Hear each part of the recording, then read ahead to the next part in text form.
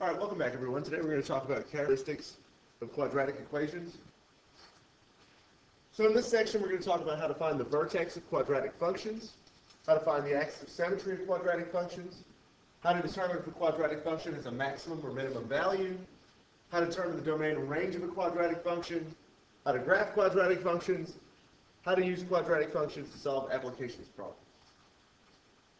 So whenever we talk about a quadratic function, we have to first talk about the vertex. So whenever we graph a quadratic function, what we always get is what's called a parabola. And a parabola looks like either a right side up U or an upside down U. But it's always going to have that same shape. And because they always have that same shape, each of these parabolas will always have either a maximum or a minimum value. There's going to be one part of the graph that's going to be either lower or higher than all the other points on the graph. This point's called the vertex. The vertex is probably the most important part of a quadratic graph. In order to graph these functions, you're always going to need to find the vertex first. Depending on the way that the function is written, the vertex can be found in a few different ways. So in section 2.4, we talked about the squaring function. We talked about moving graphs around in the Cartesian plane. And so when we talk about quadratic functions, we're talking about the family of curves that's represented by that squaring function. So if we want to write a quadratic function in the form you see there, f of x equals a times x minus h squared plus k, then the vertex is just the point h and k. If the function's written in the form ax squared plus bx plus c, like we're used to seeing, okay, then the vertex formula is a little more complex, and we're going to talk about that in just a few slides. So the vertex gives us some other information as well. Along with the point where the vertex occurs, because of the shape of parabolas, they're always symmetrical. Right? So if we have a parabola, and we draw a line through the vertex, then one side of the parabola is going to look like the other side of the parabola. They're essentially mirror images of each other. They're symmetrical. Now, if we draw that vertical line through the parabola, that's known as the axis of symmetry. The axis of symmetry is always a vertical line. It's written as the equation of a vertical line, x equals some number. And in this case, the axis of symmetry will always be x equals whatever the x coordinate of the vertex is. In addition to the axis of symmetry, we can determine whether the parabola has a maximum or minimum value by just looking at the equation. If a is greater than 0, then you get a parabola that opens upwards. And this one will have a minimum value. If a is less than 0, we get a parabola that opens downwards. And this one will have a maximum value. Those minimum and maximum values will be given by the y-coordinate of the vertex. And using those maximum and minimum values, we can determine the range of these different functions.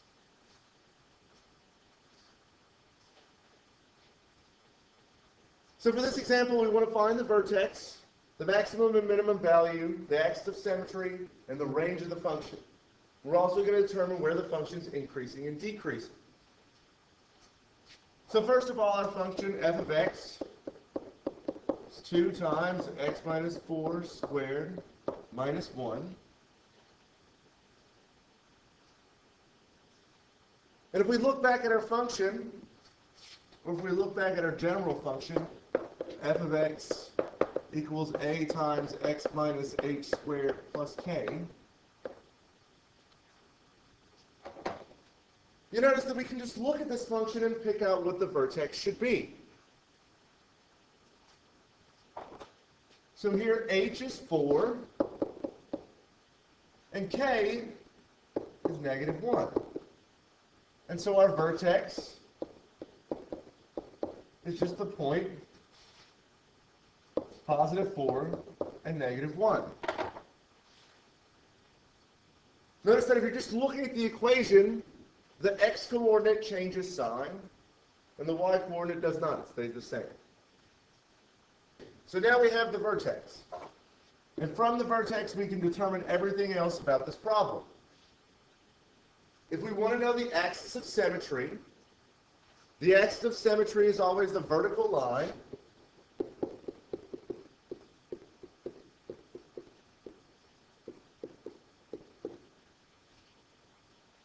The axis of symmetry is always a vertical line that goes through the vertex, and a vertical line that goes through the vertex is going to be x equals, in this case, 4. And that's your axis of symmetry. Should always be x equals 4, not just 4. It's the equation of a line. Now we want to determine the maximum or minimum value. Well, first we need to know if it's a maximum or a minimum. If we look at a in this equation, we can see that a is greater than 0. So we have a minimum.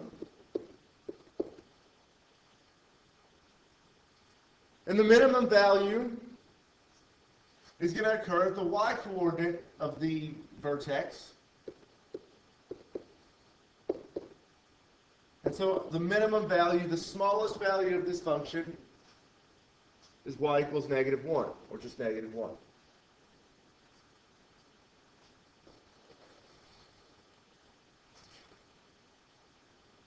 Now we want to determine the range, the intervals where the function is increasing and decreasing. So we know our vertex was 4 and -1. The axis of symmetry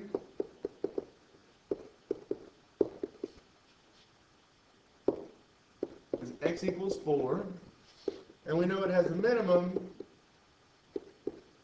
value of -1.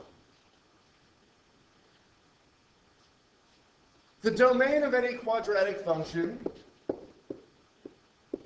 is always all real numbers, minus infinity to infinity. A quadratic function can have any value for x. The range, however, is restricted by the minimum or maximum value. In this case, it's a minimum. So the range goes from the smallest y value to the biggest y value. Or our minimum value, the smallest value is -1, which means the maximum is positive infinity. And since it can be equal to -1, we'll get a break.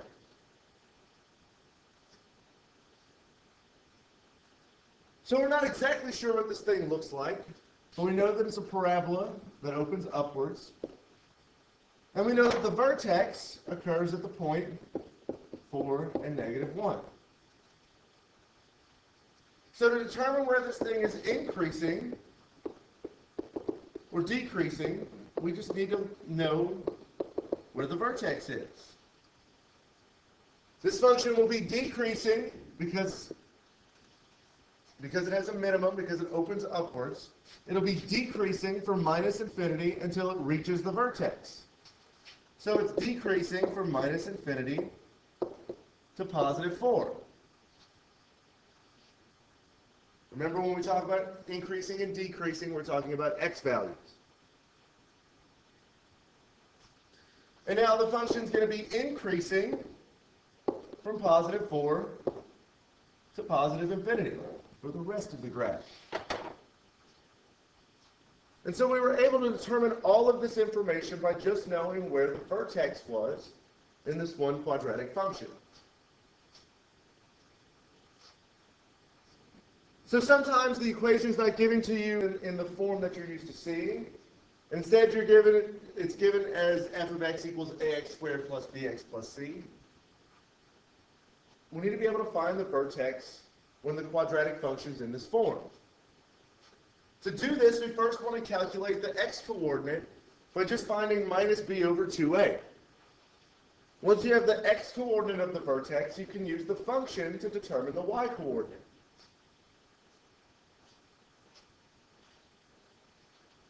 So we want to find the vertex, the axis of symmetry. We're going to find all the same stuff again, except this time the function looks a little bit different. And so we've got f of x equals 3x squared plus 12x plus 10. The first thing we need to do is find the vertex. And because this equation's not in the form that we had previously, we're going to want to find the x-coordinate first. And the x-coordinate of the vertex is always minus b over 2a. With a, b, and c being like they were in the previous section. And so in this case, a is 3, b is 12, and c is 10. So if we want to find the x-coordinate of the vertex, we want to just find minus b over 2a. And so that's minus 12 over 2 times 3, which is minus 12 over 6, which is negative 2. Now that we have the x-coordinate of the vertex, we're going to plug it back into the function to find the y-coordinate. So f of negative 2 is going to be 3 times negative 2 squared plus 12 times negative 2 plus 10. Negative 2 squared is 4. 4 times 3 is 12. 12 times negative 2 is negative 24 plus 10. And so we get negative 2. And so the vertex of this quadratic function is at negative 2 and negative 2.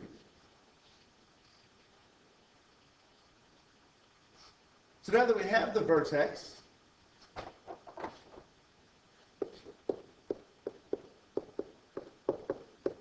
we can determine everything else.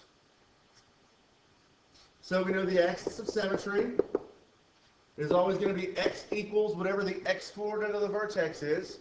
So in this case, x equals negative 2.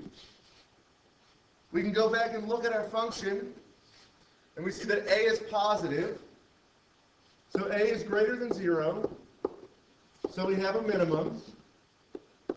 And that minimum value is going to be the y-coordinate of the vertex, which in this case is also negative 2. And once again, the domain is all real numbers. The range goes from the smallest y value, which in this case is a minimum, so from negative 2, to the biggest y value, which is positive infinity. And it gets a bracket because it can be equal to negative 2. And so once again, we know this parabola opens upwards. We know the vertex occurs at the bottom. And so we can determine that it's decreasing on the x-interval from minus infinity to negative 2, and it's increasing on the x-interval from negative 2 to infinity. All of those things we can figure out by just knowing what the vertex is and knowing whether a is positive or negative.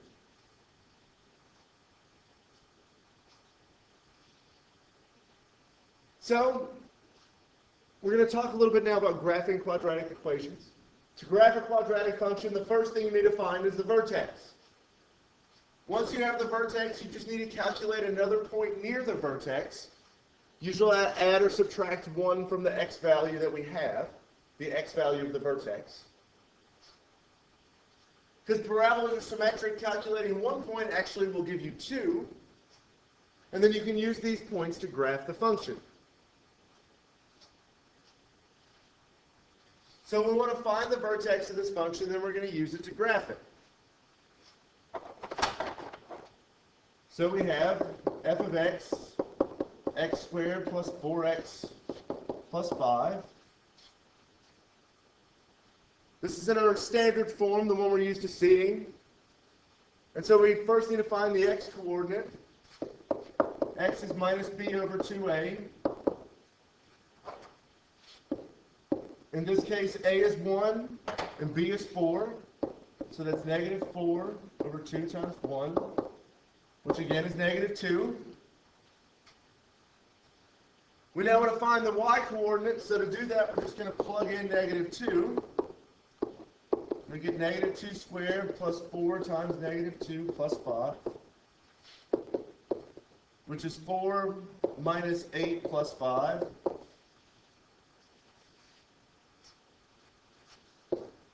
Which is positive 1. And so now we know our vertex is at negative 2 and positive 1. Now we just need to find one other point. And I'll start with the x value for the vertex, so negative 2, and then just add or subtract 1. So to find our second point, let's just say that x equals negative 1. So I just added 1 to x. And if x equals negative 1, then f of negative 1, our second point, is going to be negative 1 squared plus 4 times negative 1 plus 5, which is 1 minus 4 plus 5, which is positive 2. So our second point is just going to be the point x equals negative 1 and y equals 2. Now we can use these points. Remember we had the vertex, negative 2 and 1, and the other point, negative 1 and 2. And we can use this to graph the function. And so we know our vertex is at negative 2 and 1. And we know we have a point at negative 1 and 2.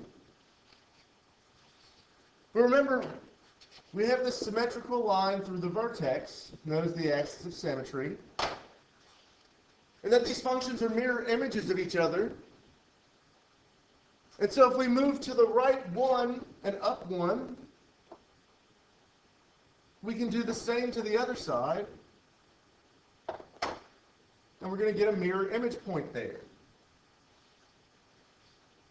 And now we can draw our parabola.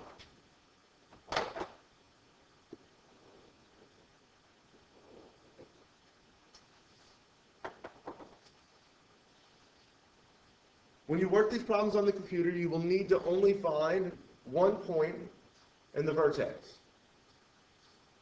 Find the vertex first, and then a second point.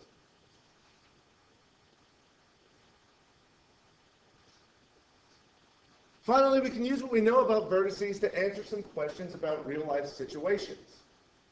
Remember that what occurs at the vertex are maximum and minimum values. These are as big or as small as these functions can be. That occurs at the vertex.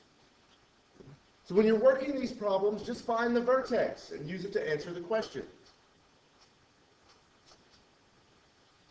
So for example, a model rocket is launched with an initial velocity of 150 feet per second from a height of 40 feet. The function s of t equals negative 16t squared plus 150t plus 40. Gives the height of the rocket in feet t seconds after it's been launched. Determine the time at which the rocket reaches its maximum height and find the maximum height. And write your answer to 4 decimal places. So in this case, what we're dealing with is still a quadratic function. It just looks a little different. S of t was minus 16t squared plus 150t plus 40. It's still a quadratic function. It says s's and t's instead of x's and y's. So we're going to deal with it in the same way. To answer this question, we want to find the maximum height and the time it takes for them to get there. And so what we need is the vertex. And so first we want to find the t-coordinate of the vertex. We want to find the time it takes for it to reach its maximum height.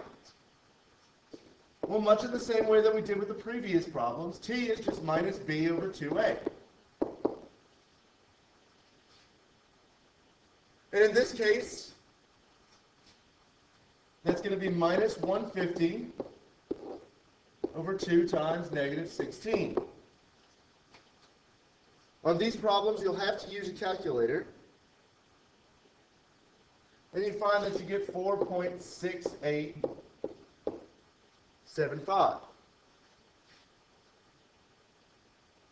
So that's the amount of time, that's the number in seconds, for the rocket to reach its maximum height. Now we want to find the maximum height. To do that, we're just going to plug the time back into the function. And so S of 4.6875 is negative 16 times 4.6875 squared plus 150 times 4.6875 plus 40, which gives negative 351.5625 plus 703.125 plus 40. And so the max height, 391.5625 feet. And so when you're working these problems, just find the vertex. The vertex will give you all of the information you need to know. From the function, we found the x-coordinate of the vertex, and that gave us the time that it takes for you to reach the maximum height. And from the y-coordinate of the vertex, we found the maximum height. So at the end of this lesson, you should be able to find the vertex of a quadratic function. You should be able to use the vertex to determine the axis of symmetry, maximum and minimum values, and the range of the function. You should be able to use the vertex to solve applications problems.